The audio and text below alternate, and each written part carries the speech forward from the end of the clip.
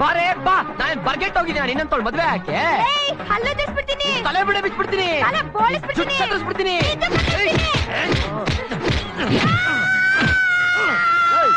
ಸುಮ್ನೆ ತೊಳೆದ್ರಲ್ಲ ಅಣ್ಣಯ್ಯ, ನೀನ್ ನೋಡಿದ್ರೆ ನಂಗೆ ಯಾಕೋ ಅಯ್ಯೋ ಅನ್ಸುತ್ತ ಅಣ್ಣಯ್ಯ.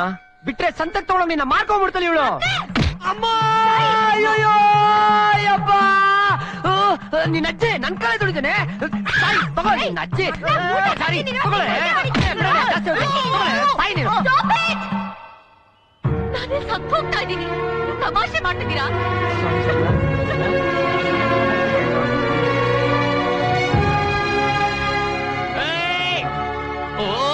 ಇಲ್ಲಿ ಕೂತ್ಕೊಂಡು ಏನ್ ಮಾಡ್ತಾ ಇದ್ದೀರಾ? ಎಲ್ಲೆಲ್ಲಿ ಅಂತ ಹುಡ್ಕೋದು? ಮನೇಲಿ ಶಾಸ್ತ್ರ ಮಾಡ್ಬೇಕು ಅಂತ ಕಾಯ್ತಾ ಇದಾರೆ. ನಡೀರಿ ನಡೀರಿ.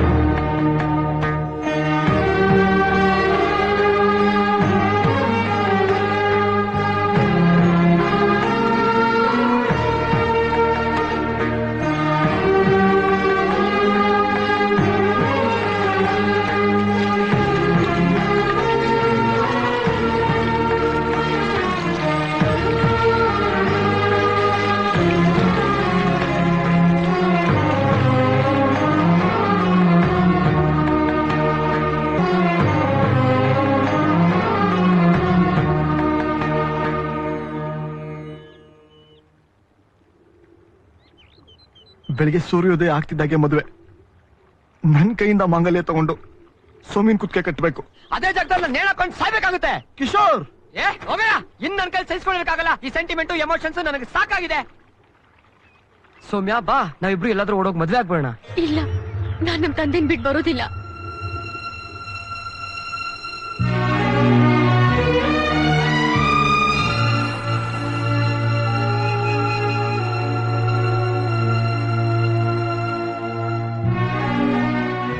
ಭಾವ, ನಾನೀಗ ಹೇಳ್ತೀನಿ ಅಂತ ನೀವು ಬೇಜಾರ್ ಮಾಡ್ಕೋಬೇಡಿ. ನಡೆದಿರೋದನ್ನೆಲ್ಲ ಮರ್ತು ಸೌಮ್ಯಂಗೋಸ್ಕರನಾದ್ರೂ ನೀವೆರಡನೇ ಮದ್ವೆ ಮಾಡ್ಕೊಳ್ಳಿ. ಬರೋಳು ನನಗೆ ಹೆಂಡತಿಯಾಗಿರ್ತಾಳೆ, ಆದ್ರೆ ಖಂಡಿತ ನನ್ನ ಮಗುಗೆ ತಾಯಿ ಆಗಿರೋದಿಲ್ಲ. ಅಂಥವಳು ಯಾಕೆ ಬೇಕು?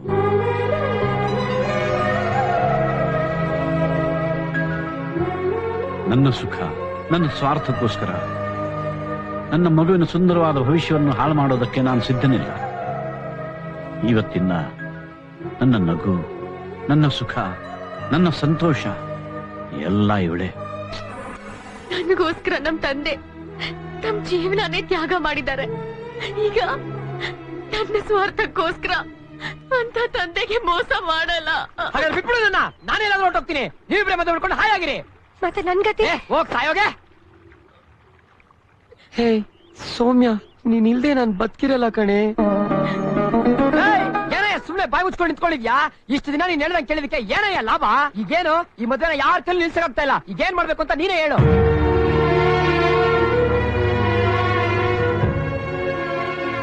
ನನ್ಗೆ ಯಾಕೋ ಕಿಶೋರ್ ಹೇಳದೆ ಸರಿ ಅನಿಸ್ತಾ ಇದೆ. ಕಾಲ ಮೀರ್ತಾ ಇದೆ, ರಿಸ್ಕ್ ತಗೊಳೋದ್ ಬೇಡ. ನಾವೆಲ್ಲರೂ ಓಡೋದ್ರೆ ಅದು ಎರಡು ಕುಟುಂಬಗಳಿಗೂ ಆಗೋ ಅವಮಾನ. ಯಾವ್ದಾದ್ರು ದೇವಸ್ಥಾನದಲ್ಲಿ ಮದುವೆ ಆಗಿ ಅವ್ರ ಎದುರಿಗೆ ಹೋಗಿ ನಿಲ್ಲೋಣ. ಅದೇನಾಗುತ್ತೋ ಆಮೇಲೆ ನೋಡೋಣ. ಎಲ್ಲಾ ಅಪರಾಧಗಳು ನಾನೇ ಹೊತ್ಕೊಂತೀನಿ ಸೌಮ್ಯ. ಯಾವುದೇ ಶಿಕ್ಷೆ ಆದ್ರೂ ನನಗೆ ಆಗ್ಲಿ. ನಮ್ಗೆ ಉಳಿದಿರೋದು ಒಂದೇ ದಾರಿ. ಬೇರೆ ಯಾವುದೇ ಕಾರಣದಿಂದಲೂ ಈ ಮದುವೆ ನಿಲ್ಸಕ್ಕಾಗಲ್ಲ. ನನಗೊತ್ತು ನಾವು ಮಾಡ್ತಾ ಇರೋದು ಇವತ್ತು ತಪ್ಪು ಅಂತ. ಈ ತಪ್ಪನ್ನ ನಾವ್ ಇವತ್ತು ಮಾಡಿಲ್ಲ ಅಂದ್ರೆ ನಾಳೆ ಬೆಳಿಗ್ಗೆ ನಡೆಯೋ ತಪ್ಪನ್ನ ನಮ್ಮ ಇಡೀ ಜೀವನದಲ್ಲೇ ಸರಿಪಡಿಸ್ಕೊಳಕ್ಕಾಗಲ್ಲ ಸೌಮ್ಯ.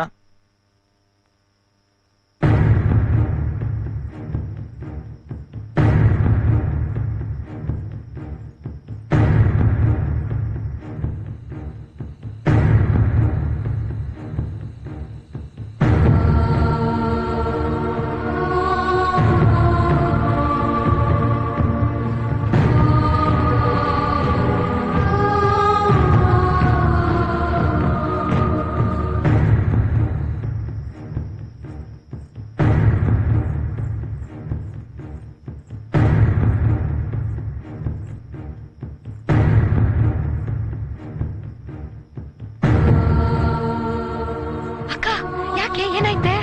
ನಾ ಒಂದ್ಸಲ ಅಪ್ಪಯ್ಯ ನೋಡ್ಕೊಂಡ್ ಬಂದ್ಬಿಡ್ತೀನಿ. ನಿನ್ನೆ ತಲೆ ಕೆಲ ಕೆಟ್ಟಿದ್ಯಾ? ಈಗ ಬೇಡಪ್ಪ, ನನ್ನಿಂದ ಆಗಲ್ಲ. ನಾವ್ ಎಲ್ಲಿಗ್ ಮತ್ತೆ ಬರ್ತೀವೋ ಇಲ್ವೋ ಗೊತ್ತಿಲ್ಲ. ಒಂದೇ ಒಂದ್ಸಲ ಅಪ್ಪಯ್ಯ ನೋಡ್ಕೊಂಡ್ ಬಂದ್ಬಿಡ್ತೀನಿ ಪ್ಲೀಸ್. ಈಗ ಅಲ್ಲಿ ಹೋದ್ರೆ ಸಿಕ್ಕಾಕೊಂಡ್ಬಿಡ್ತೀಯ ಕಡೆ. ಅವರಿಬ್ರು ಊರಾಚೆ ಕಾಯ್ತಿದ್ದಾರೆ. ತಡಿಬೇಡ ಅಕ್ಕ ಬೇಡ ಕಡೆ ಅಕ್ಕ.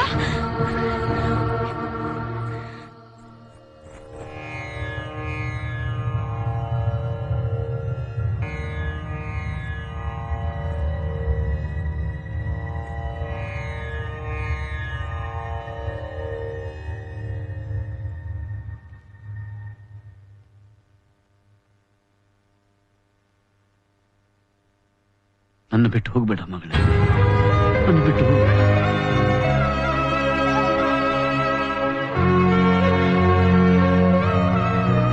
ಮಗಳೇ,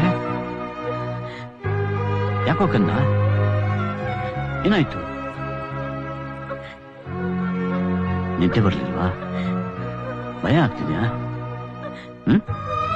ನಾನಿದ್ದೀನಲ್ಲ, ಇನ್ನೊಂದು 3-4 ಗಂಟೆಯಲ್ಲಿ ನಿನ್ನ ಮದುವೆ ಆಗತ್ತೆ.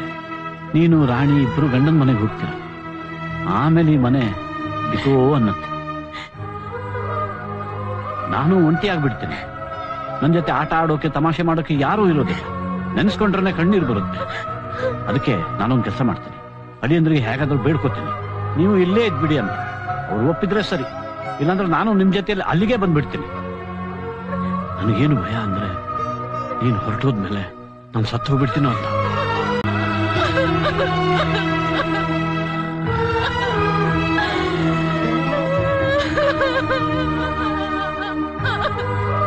ಮಗಳೇ, ಅಂದ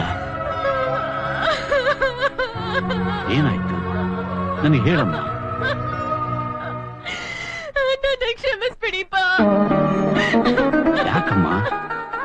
ನಾನು ನಿಮಗ್ ಮೋಸ ಮಾಡ್ಬಿಟ್ಟೆಪ್ಪ, ಮೋಸ ಮಾಡ್ಬಿಟ್ಟೆ. ಮೋಸನ? ಪುಟ್ರಾಜಗೆ ಡಾಕ್ಟರ್ ಬಂದಿರೋ ಕಿಶೋರ್ ನಿಜವಾದ ಡಾಕ್ಟರ್ ಅಲ್ಲ. ಅವನ್ಗೂ ನನ್ಗೂ ಮೊದ್ಲೇ ಪರಿಚಯ ಇತ್ತು. ಅವನೆಲ್ಲಿಗ್